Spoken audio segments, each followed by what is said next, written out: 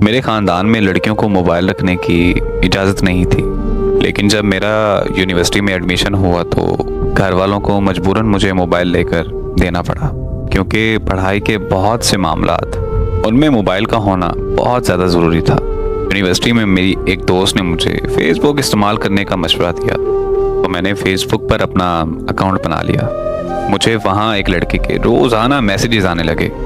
मैंने उसे काफ़ी दिनों तक इग्नोर किया, लेकिन फिर भी उसके मुसलसल मैसेजेस आते रहे और फिर एक दिन यूं हुआ कि मैं उससे बात करने लगी। बात करते करते हम बहुत अच्छे दोस्त बन गए।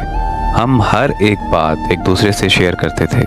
वो लड़का मुझे बहुत अच्छा लगने लगा और इस तरह मुझे उससे बहुत ज़्यादा मोहब्बत भी हो गई। इससे पहले कि मैं उसे अपनी मोहब्बत का इजहार करती, वो अपने कज़न के साथ नारायण कागान घूमने चला गया। वहाँ सिग्नल्स का बहुत मसला था, इस वजह से हमारी बात बहुत ज़्यादा कम होने लगी और वैसे भी मैं उससे मिलकर अपने प्यार का इजहार करना चाहती थी। इसीलिए मैं उसकी वापसी का बड़ी ही शिद्दत से इंतज़ार करने लगी। उसने वापस आते ही मुझे कॉल की और कहने लगा कि मुझे मेरी मामू की बेटी से बहुत ज़्यादा मोहब्बत हो गई है और ये बात मैं तुम्हें सबसे पहले बता रहा हूँ क्योंकि तुम मेरी सबसे अच्छी दोस्त हो। उसकी ये बात सुनकर मैं बहुत ज़्यादा टूट गई।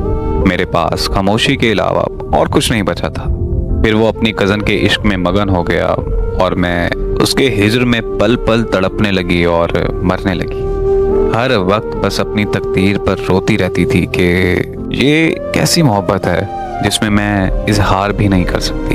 ये बात मुझे बहुत ज़्यादा तकलीफ़ देती है क्योंकि जिससे मैं मोहब्बत करती हूँ वो किसी और से मोहब्बत कर बैठा है। उसे भी मेरी तड़प का शदीद एहसास होने लगा था, क्योंकि वो मुझे अक्सर कहने लगा कि तुम पहले जैसी नहीं रही, तुम्हारे अंदर कोई दर्द है जो तुम मुझसे शेयर नहीं कर पा रही। मैं हंसकर बात टाल देती कि नहीं, ऐसा कुछ नहीं है, बस आजकल मेरी तबीयत ठीक नहीं रहती। फिर एक दिन उसने मुझसे कहा कि वो मुझसे मिलकर कोई ज़रूरी बात करना चाहता है, लेकिन मैंने मिलने से इनकार कर दिया क्योंकि मुझे पता था कि अगर मैं उससे मिलने चली गई तो मैं उससे अपनी मोहब्बत का इजहार कर दूंगी। लेकिन काश मैं उस दिन उससे इनकार ना करती और उससे मिलने चली जाती, क्योंकि ठीक अगले दिन उसका कत्ल हो गया। मुझे जब उसकी मौत की खबर मिली तो मेरे पैरों तले ज़मीन निकल गई। मुझे इतना गहरा सदमा मिला कि मैं कुछ दिनों तक अपने होशो हवास में ही नहीं आ सकी। उसको इस दुनिया से गए हुए 2 साल हो चुके हैं। आज भी मेरे दिमाग में एक ही बात चल रही है कि वो मुझसे क्या ज़रूरी बात करना चाहता था। क्या उसे भी मुझसे मोहब्बत हो गई थी या फिर वो मेरे चुप रहने पर मुझसे बात करना चाहता था।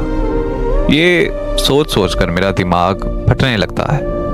आज मेरी हालत ऐसी है कि मेरे घर वाले मुझे पागल समझते हैं और मुझे भी लगता है कि मैं सच में पागल हो चुकी हूँ।